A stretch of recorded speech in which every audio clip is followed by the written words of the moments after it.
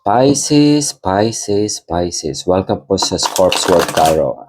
Reading for January 1 to 15. Welcome po. Fellow OFW, magandang araw, tanghali, gabi, kung nasaan man tayong parte ng daigdig. So, another year, another reading. So, check natin, Pisces. Check natin, new year, new month. Okay, tignan natin. So, what's in store for our fellow water sign? Oops, check ko lang po kung baliktad yung card ko. So, game na tayo. So, January 1 to 15.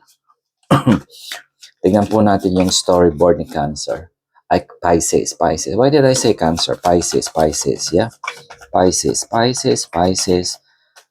What you need to know. General reading po. So, kung makaresonate, shout out. Kung hindi po, next time, sa susunod. Pisces, Pisces, Pisces. Okay, magulo yung card niya. Okay. Pisces, Pisces. What you need to know. January 1 to 15. What you need to know. What you need to know. Pisces, Pisces. Give me one card. Tignan natin yung storyboard. Tignan natin yung storyboard ni Pisces. Okay. Yeah? Meron ka bang Leo? Leo placement? Or dealing with Leo? So, strength card. Yeah? So, start of the year, we need a lot of strength. Yeah? Inner strength. Kasama na dyan yung spiritual belief natin. You can see that infinity symbol. Yeah? So, start of the year, preparing. So, I think this is preparation, what to expect for 2026. So, kung yung manifestation ninyo noong new moon and also full moon, yung intention ninyo is all about ano na, yung malakihan na. Yeah, kung hindi niyo po napanood yung new moon reading and the full moon reading, check it out. So baka merong connection itong strength card na nandito. Why Pisces need that inner strength, yeah? So it's all about taming a lot of things. Yung emotion, strength, inner strength, kasama rin siguro yung physical strength. Let's see. But it's all about having that inner strength within us and also taming yung ating kasama na siguro dyan yung aggression. I do not know why bakit lumitaw yun. Okay? So, strength, if you're dealing with Leo, maaring somebody na your anchor, yung nagbibigay sa'yo ng push and also motivation. Okay? There's infinity symbol. Let's see kung ano yung storyline ng Pisces na nasa harap ko. I remember, ang ganda ng reading yun noong new moon, yeah? Yung full moon on January was it January 3? Yeah. Advanced reading po. So, i-check nyo baka merong subliminal message. Baka may subliminal message. So, this reading is for January 1 to 15. So, baka may spill over ng 2025. Yeah? Check natin. Preparation. Okay. Tignan natin. Ituloy natin yung storyboard. Pisces. Ayusin ko yung camera. What you need to know. Pisces. What you need to know. January 1 to 15. January 1 to 15. Pisces. What you need to know. Give me one card. Fellow water sign in Pisces. What you need to know. What you need to know. What's in store for Pisces. Give me one card. Tignan natin, Pisces. So, another year, another renewal. Yun ang message ng full moon. So, you might need that strength within you. Inner strength, pati spiritual strength. Physical strength, maybe, most likely, but I-check natin. Pisces. What Pisces needs to know? Give me one card. Tingnan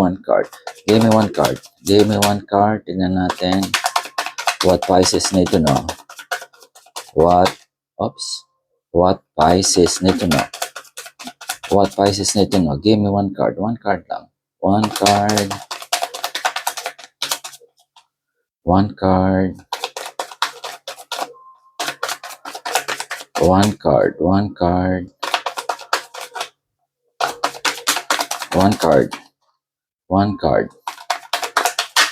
Okay. Yeah? Okay. Now I understand kung bakit kailangan mo ng strength. Okay. 5 of Wands.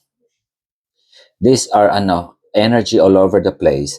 Ito ang gusto ko, ito ang gusto niya, ako masusunod, ikaw masusunod. Sabi nito, ganitong gawin natin, ganyan ang gawin ko, yung amo ko, ganyan gawin ko. So, bang. So, all over the place, pagod, walang natapos. Yeah? So, energy of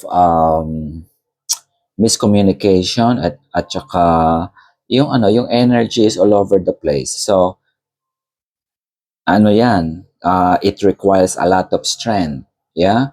So, mental strength, physical strength, emotional strength. Kasi, kaya sabi ko, I use the word aggression. Okay. So, Pisces minsan because of, water sign, like Scorpio, sometimes, most of the time, minsan yung sama ng loob, minsan itinatago natin. And then, when the time comes na, yung itinatago mo, bigla na lang, boom, sasabog. Okay? So, contain that. Okay? That's what I can sense here. Contain that. Okay? Tame mo, para yung lion, hawakan mo yung aggression, yung galit mo minsan. Okay? So, it's especially towards beginning of the year. So, you want to start, maski na naman sino po gusto natin to start the year right. Tama po ba? So, iba-iba po tayo ng pinanggagalingan. So, no judgment po. But, the card saying na towards January, pagpasok ng bagong taon, so keep that emotional level at check. Okay? Because 5 of 1, very stressful. Yeah? Miscommunication. Nandyan yung we do something na out of bang tawag? Impulse. Yeah? Yung emotion to Emotion, yung passion. Okay? Kapag medyo, kumbaga sa opisina, may mangungulit, makulit, wala namang masamang intention, pero minsan nakakairita din. Tama po ba? Meron bang ganyan? Yeah. That's true. Ganyan din ako minsan po sa opisina. Okay. So, tao lang po tayo, napapagod tayo, pero minsan kapag yung sobrang, yung kakulitan, yung paulit-ulit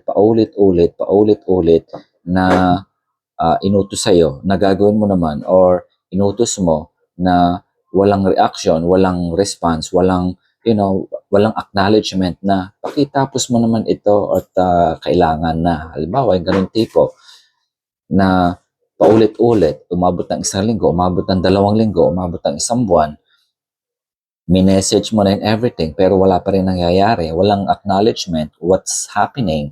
Yeah, okay? So, minsan, kailangan natin i-contain kasi yung emotion natin, even, I myself, dumarating yung sitwasyon na paulit-ulit.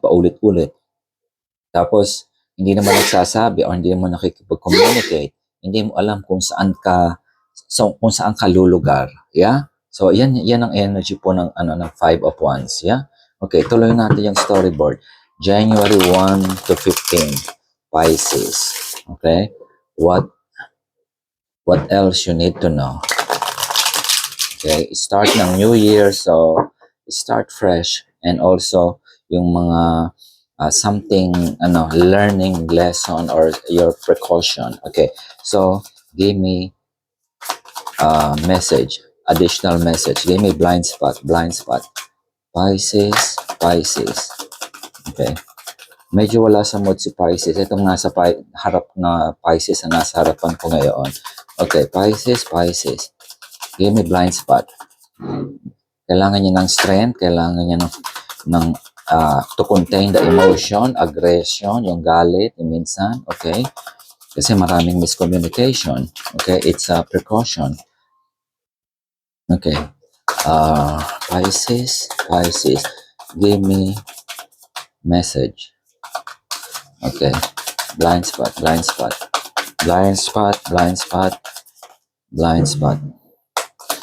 me blind spot. Give me message. One card lang. One card. Yeah, ituloy natin. Okay. Yeah, ngayon naiintindihan ko kung bakit gano'n yung sitwasyon mo. Yeah, okay. So ito yung sinasabi ko na na left in the cold. Meaning, ito yung mga walang komunikasyon. Tapos, merong expectation, definitely. Merong expectation ka, may expectation ng iba, meron kang obligasyon, meron kang ginagawa, meron tayong and you feel all by yourself, alone. Yeah? Ito yung nagko-question na, puro ako na lang. Kasi feeling mo, out of place. Yeah? Na out of place ka, understandable. So, I think this is the reason why you need that strength. Yeah? Okay. Ituloy natin. What Pisces needs to know. Okay. What Pisces needs to know.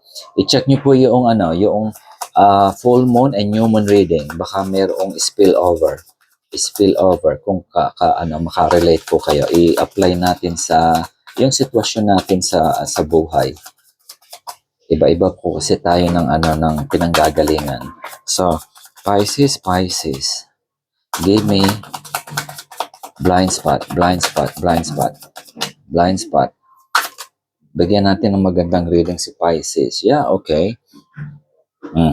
So, temperance, alchemy, okay? So, lumito yung strength, lumito yung temperance, okay?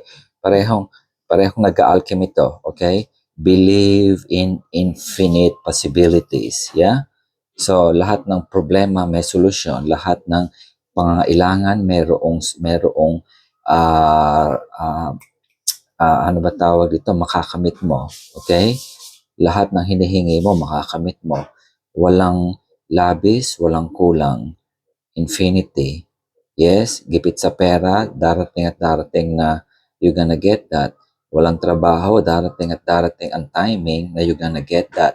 But you need strength, also talking about patience as well. Temperance is also the alchemy. Yeah? Nag-alchemy ito. Nag-alchemy inner strength. Yeah?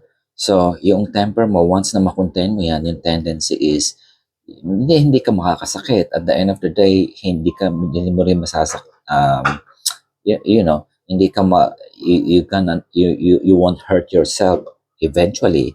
Okay, minsan kapag nakasakit tayo ng, makapagsalita ka ng masakit, tendency niyan is ka rin, nasaktan din tayo. Tama po ba? So, merong retaliation. Kasi ito yan oh. There's a retaliation here. Nobody agree. Walang agreement ito. Ito ang gusto ko, ako masusunod. So, you need to keep that inner strength, fight inside of you, yung i-bottled up mo muna yung hindi nararapat na kailangang sabihin on the certain situation. Yan naiintindihan ko dahil sa palaging ikaw. This is all about ako na lang palagi. Yes, ako ito palagi, out of place. Na out of place ka kasi hindi nila na-appreciate yung ginawa mo. Yeah? Okay. So, kaya nandito yung temperance, it's all about the alchemy, balance, okay? Yan ang message ng full moon on January 3. I-check mo yan. So, the alchemy, emotional balance, yeah? Minsan, kailangan natin kapag nakuha natin yung balance na hinahanap natin emotionally, mas makakapag-isip tayo ng it's coming from the heart space, nagiging sensitive ka. Yes, so sometimes hindi na kailangan malaman pa so how we feel, or if you want also to to say yung nararamdaman mo just for the sake of saying it. So cautious here is to keep that pa rin, balance. Sometimes kapag galit ka, masama ang loob mo, um, masakit minsan tayo magsalita, that's normal. That's normal na walang judgment. So balance that emotion as well. Yes? So contain it. That's all that I could see here. You see that mountain, okay? That mountain, okay? So, um, ang subliminal message niyan is about dream at saka yung ating passion. Yes, it's not easy to achieve yung natin, yung end goal natin. Ang goal natin minsan, okay, it doesn't mean na ito yung financial or monetary. It can be emotional maturity, na hindi ka maapektuhan sa sinasabi or sa sitwasyon and you don't overreact kasi minsan kapag yung kamukha sa sitwasyon na to, yung parang magulo at maraming nag ah, nag nagbibigay ng unsolicited opinion, minsan nakakaapekto sa atin. Yeah? So, it's also saying here to keep that temper, okay, in check, to keep that balance also. Yes? So, once you reach that level of emotional maturity, sometimes minsan hindi na masyado tayong naapektuhan whatever na other people is saying. Yeah? Sometimes hindi na importante kung sino ang mas tama o mas tama ba tayo o mas tama sila. We become more emotionally detached. Yes? Okay, emotionally detached doon sa reality, doon sa logic. Okay? Kaya may halo siya dito. So it's glowing because uh, sineperate niya yung emotion. Water is emotion sa headspace niya, which is about logic and intelligence. Yes?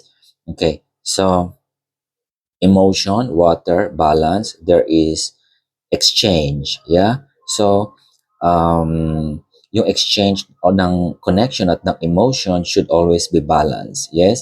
So, hindi yung anything na palaging sobra or, ano lang po tayo, na naapektuhan tayo ng yung simple gesture. Yung halimbawa, a while ago sabi ko, meron kang pina-follow up, yung palagi ka na lang nagre-remind, you are waiting for an exchange. Tama po ba? Ng emotion, ng attention, ng communication sa trabaho, sa pamilya. Kuha mo naman ito ang gamot ko or bibili ka naman ng gamot ko or something, okay? And then walang nangyayari, okay? Definitely, somebody who has that emotional maturity, minsan yung mga shortcomings na ganoon, hindi na-reciprocate. Yes? So, itong Pisces na nasa harapan ko, somehow a little controlling, okay? Gusto niya na kapag meron siya ang effort ay binigay, gusto niya, it will also return back equally. That's the emotional balance here. Pero sometimes, hindi natin nakukuha yan. Yes? So having that emotional maturity sa Pisces na nasa harapan ko, it would help you. Okay? Makakatulong po iyon na ma-detach mo yung emotion sa headspace. Baka naman yung taong inutusan mo bumili ng gamot busy. Do something else. Something to that effect. Or baka naman may priority siyang iba. Okay?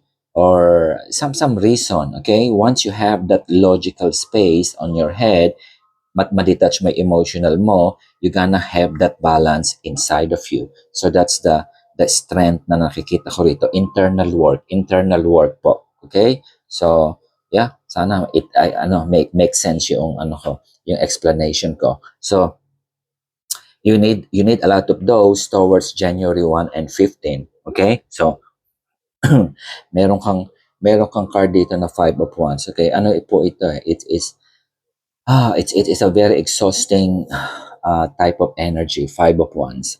And you're coming also na sensitive ka because maaring ang problema mo is something related to money, financial, health, meron kang babayarang utang and then all of a sudden, samot-samot yung nandirito, wala kang tumutulong, walang, yung tinulungan mo, hindi mo lang mag-appreciate ng ginagawa mo, things like that. So, you ended up na ikaw mismo, sa iyo manggagaling yung pag-intindi, pang-unawa, at ikaw pa yung magbibigay ng extra mile between the two, exchange of connection, exchange of communication, exchange of support. Okay? So that's why magagaling sa yung strength within you. Yeah? Walang expectation on the other side. So it will help you it will help you po to navigate your day to day kasi hindi ka maapektuhan, hindi kasama yung loob mo, tapos hindi ka pa mapapaaway. Yung mga ganong tipo po. Yan yung mga classic example, yung mga, alam nyo yung nakikita natin sa TV na yung mga driver na mga tinanggalan ng lisensya ng government, ng ano bang department yan, land transportation kasi walang disiplina. Tama po, mainit ang ulo kapag na traffic, mga ganun tipo. So ikaw na yung magbigay, okay? Sometimes it's not worthy. It's not worthy. So, yung isa pa rin ng message. Isa pa rin message kay Pisces, January 1 to 15. Ituloy po natin. Let's get another blind spot. Okay? Blind spot. Okay. January 1 to 15. Give me blind spot. Another blind spot for Pisces. Okay, fellow water sign, emotional, sensitive, but sometimes stubborn din. Yeah, very independent. No, nothing wrong. Okay. Ang isa pa rito nakikita ko yung siguro yung magparaya. Sabi dito. Para wag lumaki na yung issue. Okay. Okay. Oh, 8 of Pentacles. Yeah. So, kaya mo yan. Okay. Itong Pisces na to, kung pinanghihinaan ka ng loob, kaya mo yan. Okay? So, kunin ko itong 5 of Pentacles. Okay? Oh, ayan sabi. Ikaw to Pisces. Okay? Feeling out of place or feeling na parang dihado ka. Yeah? Iniwan ka, inabandon ka, lahat ng pwedeng makasakit sa iyo. Yeah, you feel out of place. Yes? Okay. Kaya mo 'yan. Work on it. Okay? January 1 to 15. 8 of Pentacles. It's all about discipline. Yeah? Focus on your pentacles and structure. Yes? So anything na hindi importante para dun sa current situation mo, be practical and be realistic. Kaya siguro nandirito yung detaching your emotion dun sa logic. Okay? Yung headspace, the logic, smart ka. Water, emotion. Detach mo para mabalanse mo. Okay? If you are you are drowning by emotion, hindi mo makukuha yung balance. You need to have that intelligence and emotional maturity, okay, to keep that balance. I-detach mo yung sarili mo doon sa parang na out of place ka or puro ikaw na lang. Yes, it's not gonna help you. Hindi makakatulong yan towards January. You want to start the new year in a positive note. Yeah, focus on yourself. Ignore that consider ko na rin na drama, okay? Kung hindi importante kung makipagtalo ka para maiwasan na lang. Give yourself a break. Away from that, focus on increasing your mental health, financial wealth, yung trabaho. Focus sa trabaho. Kung maraming mga aswang sa opisina, mga kasama kang mga yap na opisina, mga inggitera, ignore them. Huwag kang makipagtalo. Focus on your prosperity. Yeah? No matter kano kaliit yung kinikita natin or even na minsan nakakapagod ng makipagplastikan, mga ganun tipo, focus, still focus. It's all about it's all about focusing on yourself here. Okay? 8 of 1 and masterin mo yung once na ma-master mo yung discipline na yan, you have the strength and you have the temperance, i-alchemy mo. Pisces, work on it. Work on your pentacle. Ignore yung mga hindi yung nega. Okay? So, one last subliminal message, one last blind spot para sa Pisces na nasa harapan ko. Medyo mabigat yung reading mo, Pisces. Yeah? Okay. Queen of Cups. Yeah? Okay. So, this is about your intuition.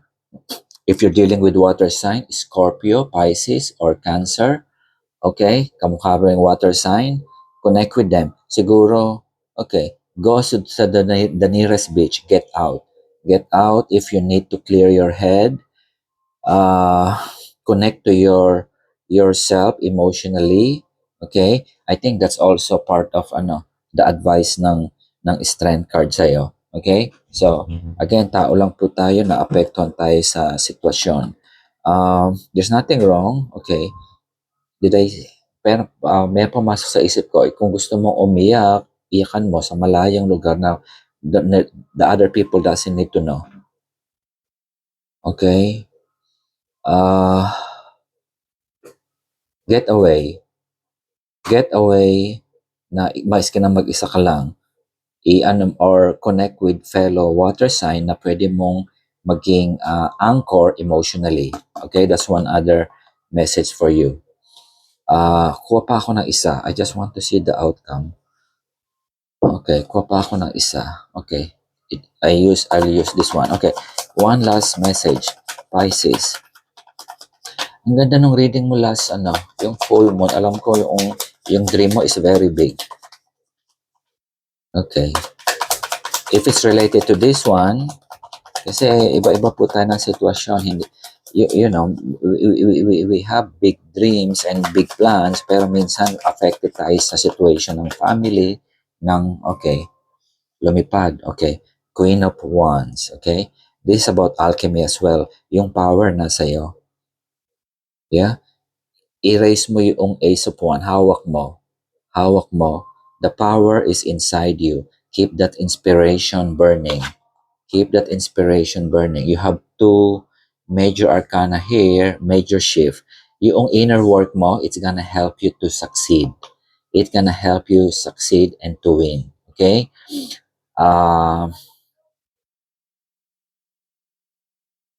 Okay. Magkaharap sila. Okay? The Queen of Cups at saka yung Queen of Wands, water and fire. Yes? Kapag nagdikit yan, kukulo. Yes? Okay. Pisces, water sign. Yeah? Okay. Keep that balance again. Isang new moon, full moon message. Balance. Yes? Sabi dito, Pisces, find your higher vibration emotionally kung kailangan mong umiyak para ilabas yung sama mo ng loob, that's fine as well. And you keep on moving. After that tears or yung sama mo ng loob na mailabas mo yan, keep that inspiration. Again, focus on that one. Kasi winner ka din dito at the end of the day. No matter how difficult yung situation, nakapaligid sa'yo emotion all the water. Sometimes na-overpower. Have faith. Hawak mo. Keep that strength, inner strength, the abundance, the infinity, the blessing, yes, is inside you as well. Kaya mong i-tame, kaya mong patahimikin yung lion. That's your power. At the same time, kaya mong i-balance yung emotion mo because of temperance here. Use your headspace. Be smart. Umiyak ka kung kailangan. Kailangan din po natin yan minsan, but don't lose sight. Huwag mong pakawalan yung pangarap mo. Kasi babagsak yan. Sabi ng Queen of Wands. Nasa kamay mo. Ikaw ang hawak mo yung destiny. That's how it is. Yeah, Pisces. Okay. Check po niyo yung full moon and new moon reading. It might be connected to this reading towards January 1 to 15, 2026. New year, balance and reset. So I think this is a good way to start some motivational message ng tarot card para sa Pisces na nasa harapan ko. Yeah? Okay. Check natin. One moon oracle card. Bigyan natin ng final positive reinforcement si Pisces. Yeah? Okay. Mabigat ito. Mabigat itong reading na ito. Isa lang, isang moon card lang. Isang moon oracle card.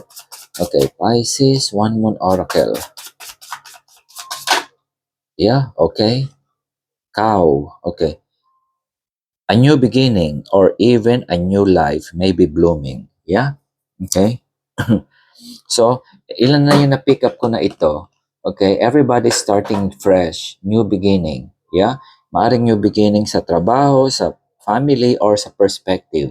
Yeah, I think you're gonna discover more about yourself, Pisces. Itong nasa harapan ko na you have that strength within you.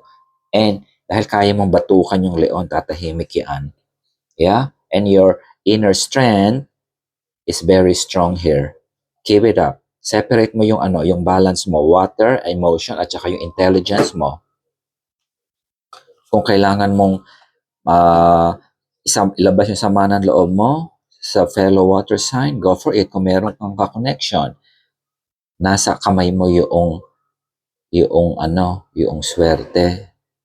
Kaya mo i-transform yung situation mo into something positive. Yeah? Grow your money, financial wealth, financial health. Ano pang kailangan mo? Kaya mo yan. Starting January 1, tuloy-tuloy na for the whole 2026. Yeah? Okay, so yeah. So I hope na nag-enjoy po kayo. So salamat po and see you again.